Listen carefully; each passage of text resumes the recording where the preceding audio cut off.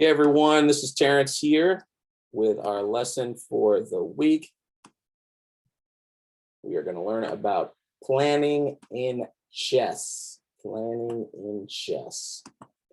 And we are using the book, Reassess Your Chess by Jeremy Silman as our reference guide for today's lesson.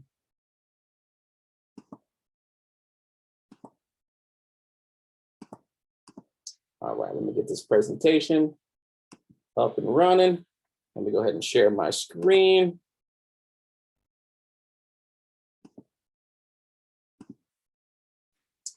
So let me switch this with this. Let me switch these so it doesn't look like I'm looking to the side.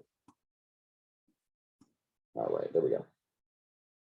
So we're going to share the keynote. All right.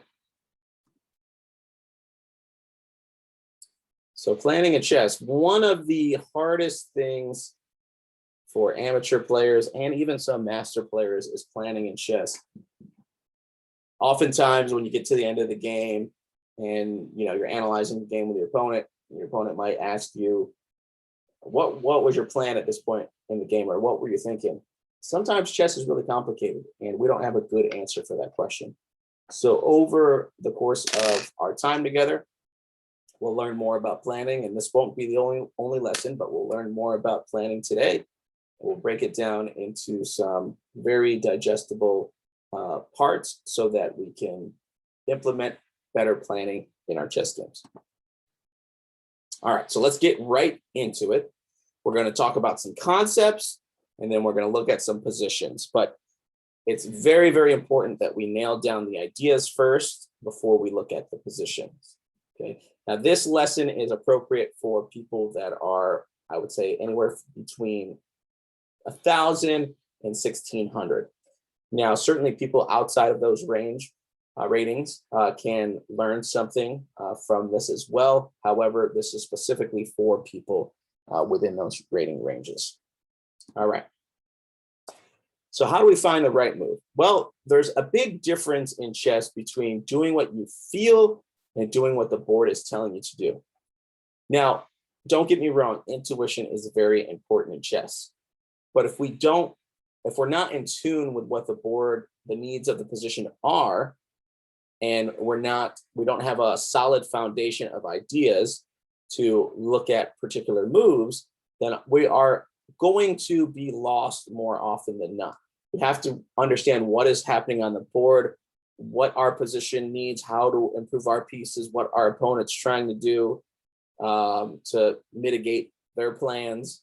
So we have to focus on doing what the board is telling us to do, which will become more clear over these lessons.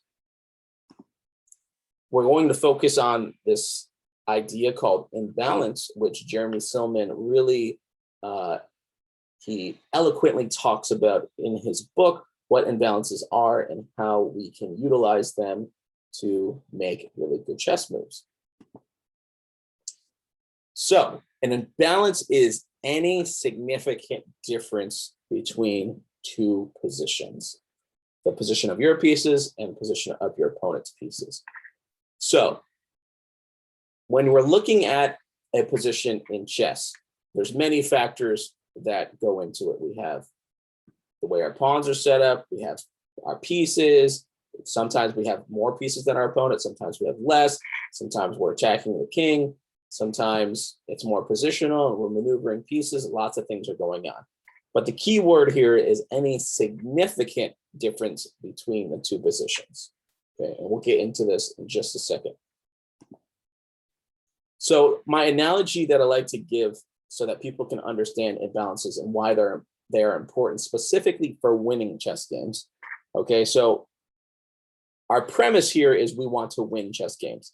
If we want to draw chess games, imbalances might not be as critically important to create on the board because, with equal positions, sometimes you get a draw. But let's assume we want to win a chess game. All right, so the analogy here is if you're driving a race car and your opponent has the same exact race car as you, it has the same exact mileage on it, the same tires, the same engine, the same skill level of drivers, everything about the cars are identical.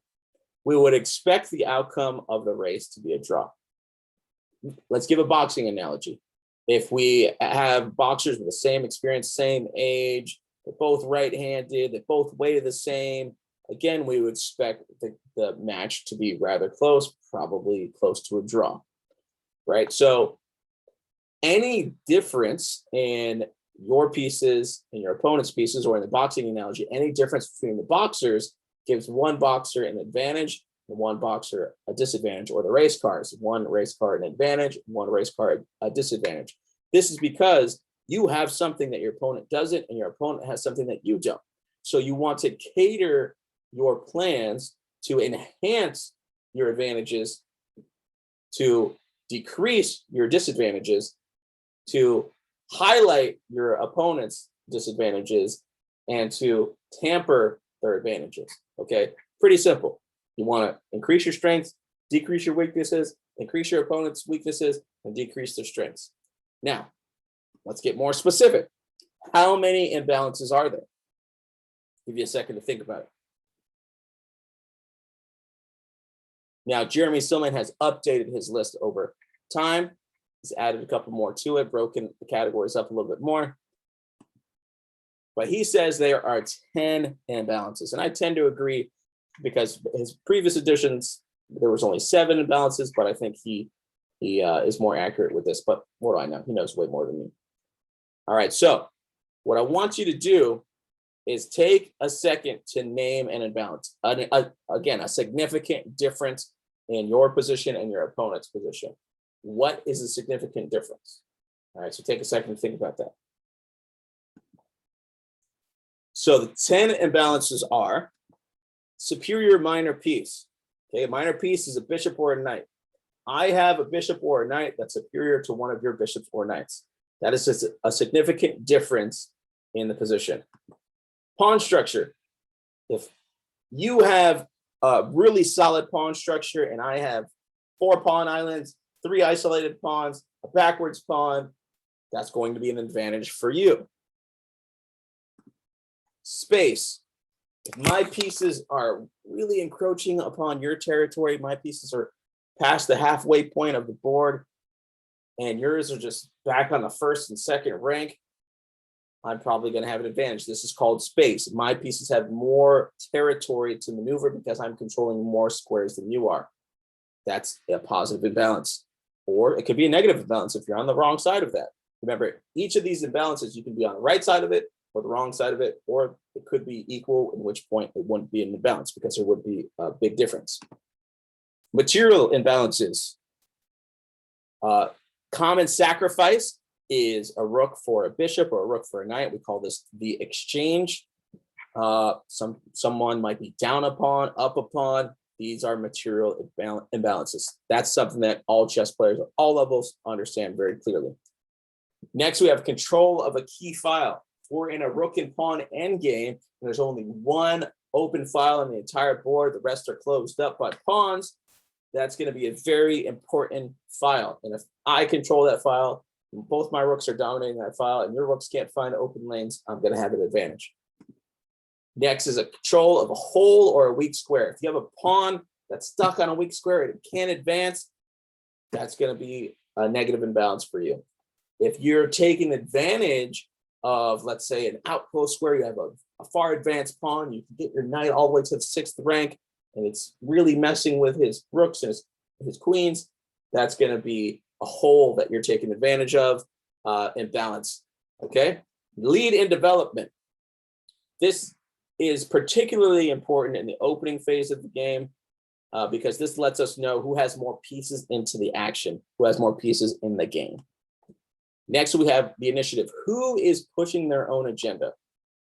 If every move you're responding to my agenda, you're responding to my moves, and you can't ignore them or else you will be worse off, then I have the initiative.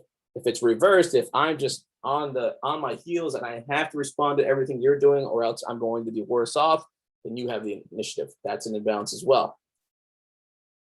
Also, we have king safety. Okay, this is probably one of the most clear-cut An imbalance is to understand if my king is very unsafe and yours is very safe, that's an obvious advantage for you. If yours is unsafe and mine's very, very safe, that's an obvious advantage for me. And finally, we have statics versus dynamics. In chess, there are things about the position that stay the same for a long period of time, and things about the position that change on a move-to-move basis. Think of this as tactics and strategy, or tactics and the structure of the game. This is a very important imbalance as well.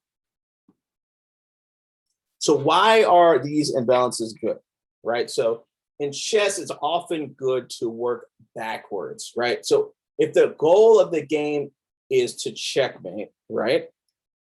There are two ways in which we can achieve that goal, right? The first way is winning material, right? So every time we win material, we get closer and closer to an end game in which we will be able to either promote a pawn or checkmate our opponent. Okay, the promotion of the pawn, obviously, will get a queen and be able to checkmate the opponent, right? The ultimate goal is checkmating, but there's direct ways to do it and indirect ways. So imbalances help us to either win material or to have a decisive attack, okay? Everything boils down to those two things, right? Controlling a key file is only important if we can attack the king, or eventually, it may be 10, 20 moves down the line, but eventually win some material. Because if we can never win material and never attack the king, chances are we can't win the game. Imbalances get us closer to winning a pawn, piece, or decisive attack. This isn't always clear in maneuvering positions, right? So in maneuvering positions, there's not always a clear target, right? There might not be a weakness on either side, right? All the pieces might be defending each other. You know, we have a good pawn structure, equal material, and we're just maneuvering our pieces.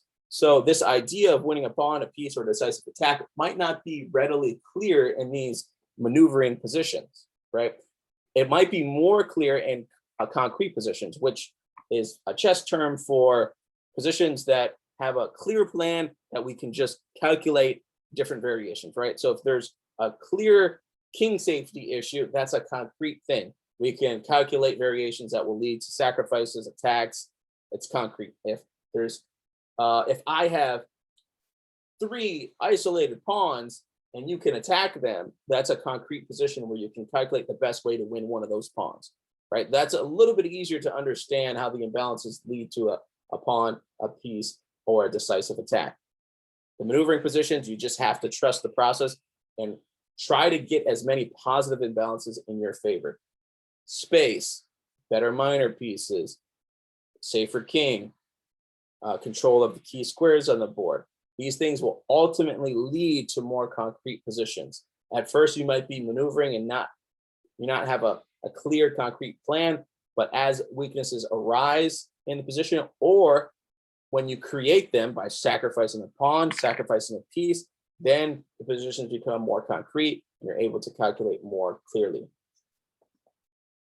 All right, so now let's look at some positions. So let me take a second to stop my share here and pull up the positions on Chess. So the first 2 positions are just demonstration positions before we get into the more difficult positions. All right, so this first one is going to seem pretty obvious to most of you. All right. So if we're looking at this position here, and we're talking about this imbalance of superior minor piece, okay? Someone has a better knight or bishop than the opponent. All right, so if we're asking ourselves, who has the superior piece, minor piece here, and why? I think most of us can clearly identify who has the superior minor piece. Again, we're just looking at the knights and the bishops. That's what minor piece means. All right, so I'll give you a second to think about it, but again, I don't think you need time to think about it. But the more important thing to do here is to be able to clearly explain in words why one minor piece is better than the other. Okay, so the superior minor piece here is clearly the bishop, but why? we could start with the fact that the knight has almost no good squares to go to. I would say he doesn't have good squares to go to. He can go to h6, but h6 isn't doing a whole lot. He can go to g4, and then he's at a dead end. All these squares here are just a dead end. Okay, he could come back here, but again, that'd be 3 moves just to get nowhere. And honestly, if he moved here, I'd probably just move to h3 to force his knight to move back. All right, so his knight really doesn't have any good squares. He could retreat here, but again, where's it going to go? Can't go here. It can go there, but I mean, it could go to either one of these, but obviously that's a bad move. Can't go here. Again, the knight is just absolutely dominated. Now, just because the bishop has more squares to go to doesn't necessarily mean it's going to be that much better. But because in this particular position, it's attacking a pawn that's only defended once, and we have ideas like rook b1, rook b7, let's win the pawn. Because there are concrete ideas, we can tell ourselves that our bishop is not just a little bit better, it's a lot better, right? We have ideas like bishop c3, queen d4, let's checkmate you, right? So clearly, again, this first position is just a demonstration position, nothing to really figure out here. Oops, certainly don't want to move there, obviously. Nothing to really figure out here, but we want to start off a little easy to get our minds going. Next one here. Very similar position in terms of the pawn structure here. All right, but I'll give you a second to think which piece is the superior minor piece, the knight or the bishop. Again, I don't think you'll need much time on this one, but pause if you do. So here we have, again, a knight in the most optimal position it can be in. The knight wants to be on the 6th rank. It wants to be on the 6th rank. That's when it's in its most optimal position, because as you can see, it's taking away squares from the rook, the queen. It's attacking some very important squares near the king. It's doing a lot. All right, so the most optimal position our pieces can be in, if they're knights, obviously, is on the 6th rank. On the 7th or 8th rank, Jeremy Silman says that we have diminishing returns. It doesn't control as many good squares as we would want it to, and it can get in a little bit trouble being too far in the opponent's territory. All right. Also, his bishop doesn't have any good squares to go to, right? It just can retreat. Okay. All right. So let me see what we have on our slides here. All right, so let's go back to our slides, and then we'll get back to the positions in just a second after we go over a couple more concepts here. All right, so minor pieces. What is a minor piece? As we said, knights and bishops. Those are the only minor pieces on the board. Pawns don't actually count as pieces. Pieces and pawns are separate in terms of the jargon of chess.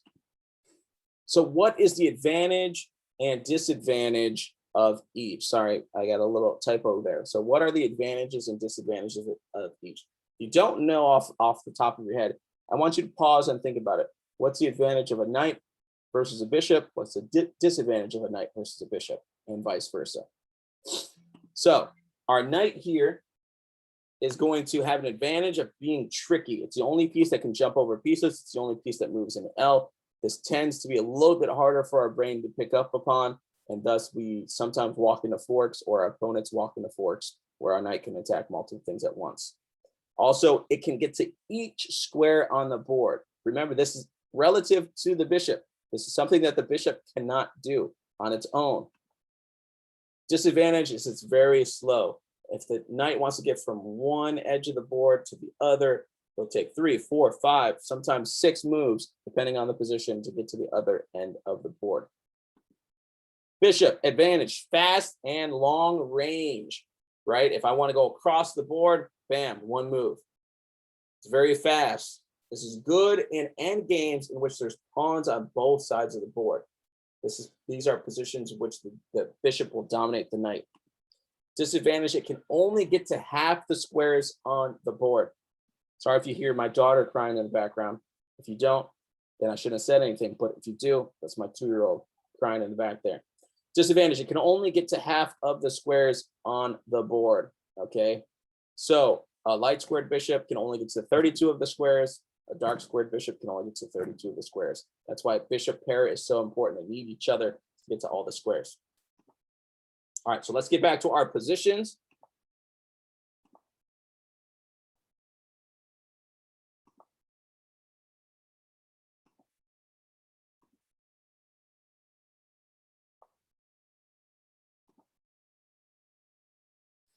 All right, so position here. First, I want you to pause and just give me a general assessment of the position. Then I want you to think about which side has superior minor pieces.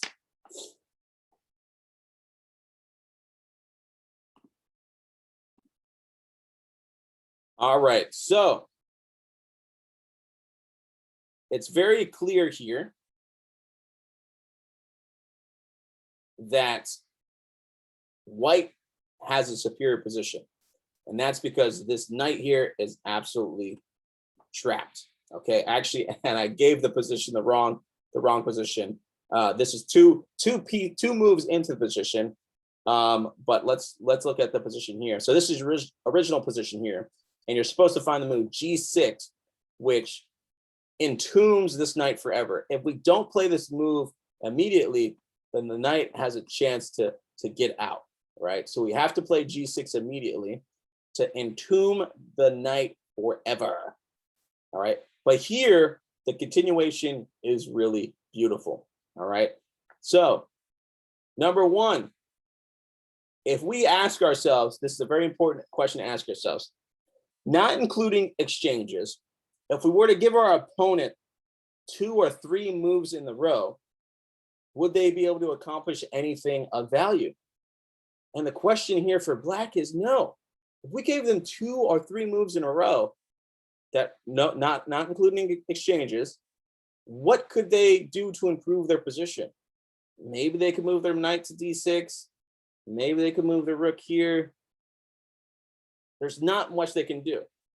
This fact helps us to realize that we're not in a rush. So we should take time to improve our worst piece, which is the knight. Now, question may be, where do we want our knight to go? A lot of people wouldn't see the move knight e1, but it becomes very clear here that the weak point here is this pawn here. It's pinned, and it's got 2 attackers and 2 defenders. So we have an issue here. Okay. All right. So we want our knight to get to a square where it can attack this pawn. Rook f8. We don't have to respond to that right now, right? We have a mission, and our rooks are protecting each other now. He takes the rook, moves his bishop. What he's trying to do here is he doesn't want us to remove this defender of the pawn, the knight. And we would be able to do that by moving here and taking the knight and then taking this pawn. So he's protecting the defender of the pawn. All right, but we're going to just keep going with our plan anyways. We're just going to add another attacker. Not only are we adding another attacker on d6, right? But we're attacking b7 as well. So he's got to take. Now we have 2 bishops versus 2 very, very bad knights. Our advantage in superior minor pieces has increased, and we've gotten to the point where now it's almost impossible to defend this pawn. All right, so he's moving out of the pin, right? So he'd like to move his rook somewhere. But if he does, then I could just sidestep, and then his queen is now pinned to the pawn. So we have a pin going each way, because the rook, without the rook defending the queen, now our pin goes both directions. All right? So he moves to e7, and we move here to f4 with a decisive move, because not only are we essentially a piece up for the rest of the game, but we're going to remove the defender of the pawn and then take the pawn on the next move. If he moves here, We take. This removes the queen defender. And then we take with the bishop check. And that's going to be decisive. It's going to have to give up the knight or another piece to even try to stay in the game. All right. Our next problem, which hopefully is on the right position, it is. I want you to take a second to look at this position and evaluate who is better in this position and why. Remember, our topic is superior minor pieces. It's getting really dark in this room. I probably should turn on a light. Give me 1 second. I'm going to pause my recording as you guys think about who has a better position, specifically who has the better minor pieces. All right, that helps a little bit, the lighting. All right, so I had a little trickery here just to confuse you guys for a little bit. So this is actually black to move here. And the reason why I like keeping it in the white perspective is because sometimes when we are looking at our own pieces, we overestimate how good our position is, right? So from the white side, when we're looking at it from the white side, we'll see, okay, his bishop is a bad bishop. His knight is not really doing a whole lot, right? His knight can't really move anywhere. And we tend to overestimate when we're looking at things from our perspective. But when we look at things from the other perspective, we realize, okay, well, this pawn is a little weak. If he ever protects it with another pawn, all of this becomes a little dicey. It could be, right? Black has some ideas. The pawn is already what we call a vulnerable pawn. It has the same number of attackers, 2, as it does defenders, right? And we ask ourselves, is there a way we can remove the defender and improve one of our pieces at the same time, right? So that's the question. And that's when we find the proper plan here. So black to move, what's our plan to improve our minor pieces and to exploit this weak f4 pawn?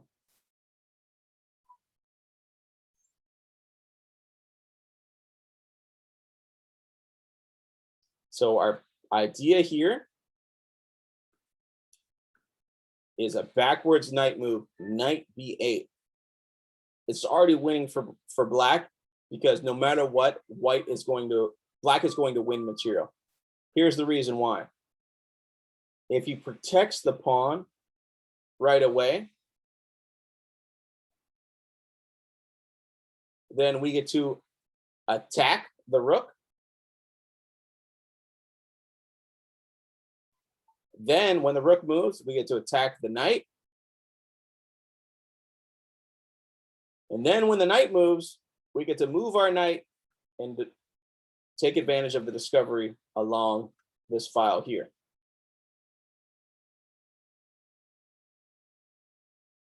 If he moves the rook right away, we simply take, right? So, knight b8, king g1. I'm going to move here to attack the rook. He's going to retreat. I'm going to take my pawn. Now, whenever there's an exchange, you always want to reassess. Even though I've won a pawn, now I have some weaknesses that I have to pay attention to, namely this one. It's a backwards pawn on an open file, half open file, right? So I'm going to want to protect that.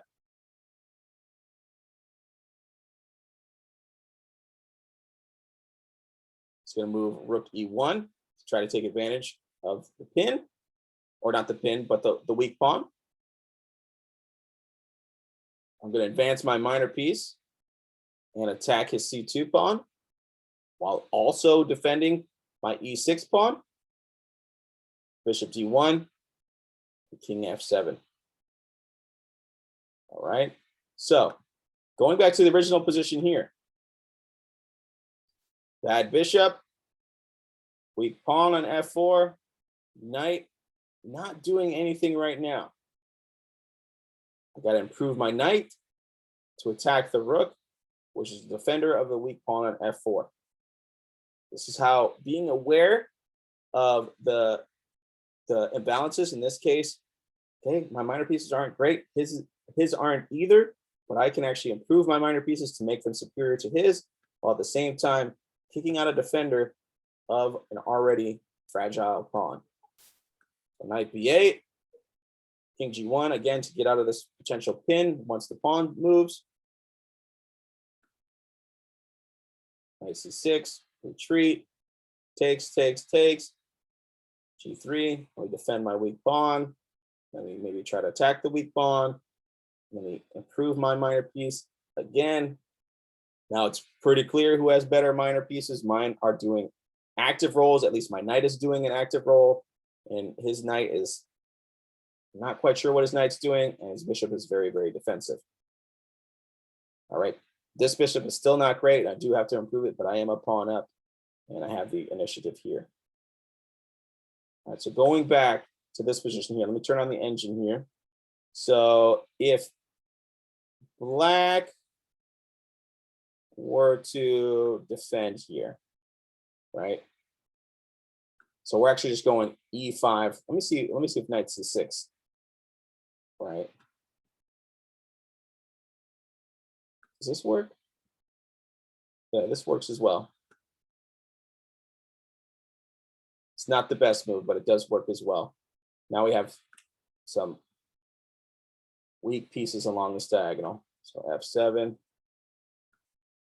Oh, okay. So, oh, wow.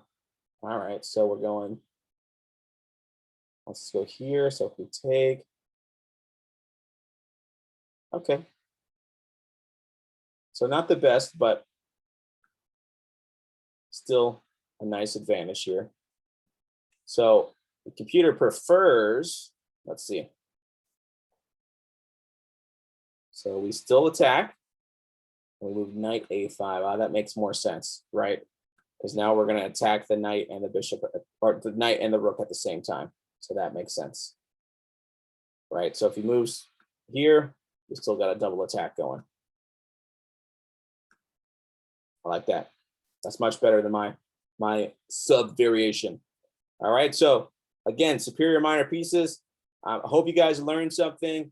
And next week we will talk about more positions about superior minor pieces, and then we'll work our way through all of the imbalances. Thank you for your time, guys. I appreciate you.